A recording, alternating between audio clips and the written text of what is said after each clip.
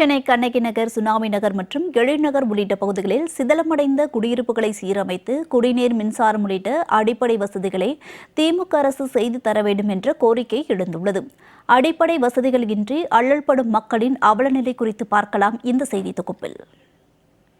சென்னை துரைப்பாக்கத்தில் சோழிங்கநல்லூர் சட்டமன்ற தொகுதிக்குட்பட்ட கண்ணகி நகர், சுனாமி நகர் மற்றும் எழில் நகர் உள்ளிட்ட பகுதிகளில் 23,704 குடியிருப்புகள் உள்ளன. சென்னை நகரத்தின் மையப்பகுதியில் வாழும் மக்களுக்கு கிடைக்கும் அடிப்படை வசதிகள் இந்த குடியிருப்புகளில் வாழும் மக்களுக்கு கிடைப்பதில்லை என குற்றச்சாட்டு எழுந்துள்ளது. சென்னையில் பல பகுதிகளில் வசித்துக் கொண்டிருந்த மக்கள் துரைப்பாக்கம், பெரும்பாக்கம் போன்ற தொலைவான இடங்களில் குடியமர்த்தப்பட்ட நிலையில் அவர்களுக்கான அடிப்படை வசதிகள் எதையும் சரியாக அமைத்து தரவில்லை என பொதுமக்கள் குற்றம் சாட்டியுள்ளனர்.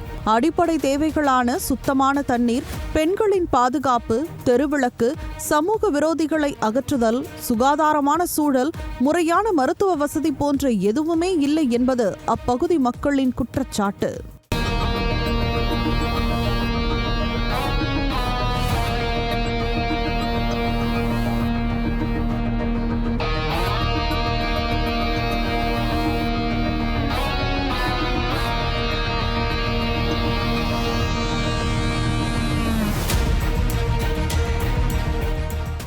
சுனாமி நகர் குடியிருப்பில் திட்டமிட்ட நேரத்தில் குடிநீர் வழங்காமல் திடீரென திறந்துவிடப்படுவதால் வீட்டில் இல்லாமல் வேலைக்கு சென்றிருக்கும் மக்கள் குடிநீரை பிடித்து வைத்துக் கொள்ள இயலாமல் அவதிக்குள்ளாவதாக இல்லத்தரசிகள் மனக்குமுறலை வெளிப்படுத்துகின்றனர். 2 வீடுகளுக்கு ஒரு மேல்நிலை தொட்டி உள்ளதால் தேவையான நீரை சேமித்து வைக்க முடியாத நிலை உள்ளதாகவும், 2 வீடுகளில் ஒரு வீட்டில் இருப்பவர் முடிந்த அளவு நீரை சேமித்துக் கொள்வதால் அனைத்து வீடுகளுக்கும் குடிநீர் சமமாக கிடைப்பதில்லை என்றும் குற்றச்சாட்டு எழுந்துள்ளது. 3 நாளைக்கு ஒரு தடவை வருது தண்ணி. அதுவே தண்ணி வந்தால் கூட தண்ணி ஒரு வீட்டுக்கு வருது, ஒரு வீட்டுக்கு வரமாட்டுது தண்ணி வரமாட்டுது. சீலிங்கில் தண்ணி ஒழுகுது. நானும் 3 மாதமாக போய் நான் சொல்லிட்டு வரேன். யாரும் என்ன எதுன்னு வந்து பார்க்க மாட்டாங்க. ஃபோட்டோ வந்து எடுத்துன்னு போகிறாங்க, 2வது வரவும் மாட்டேன்றாங்க. அதனால் தண்ணி வர பின்னாடி ஊற்றி கிடக்குது. சங்கத்தில் போய் நானும் போய் சொன்னதுக்கு அவங்க வந்து ஃபோட்டோ பிடிச்சி எடுத்துன்னு போனாங்க. அதோட 2வது வந்து வரல.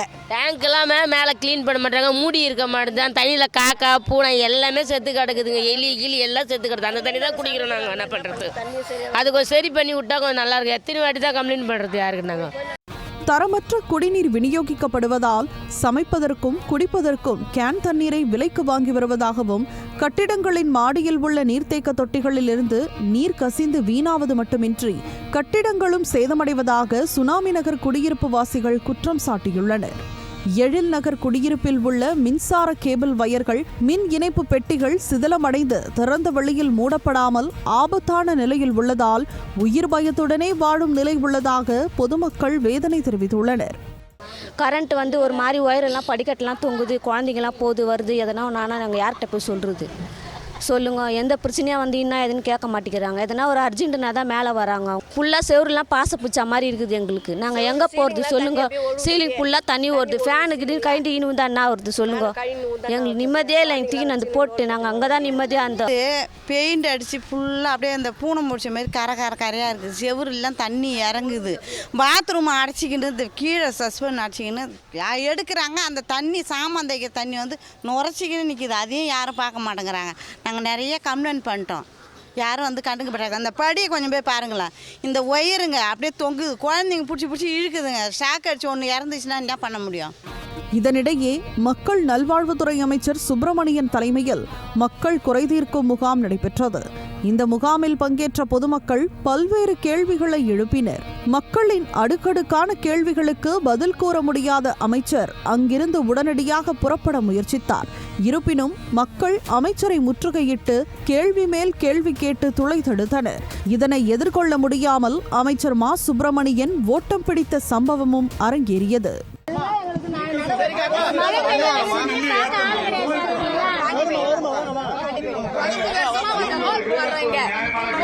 நகை நட்டெல்லாம் வச்சு தூண்டுறோம் நாங்க.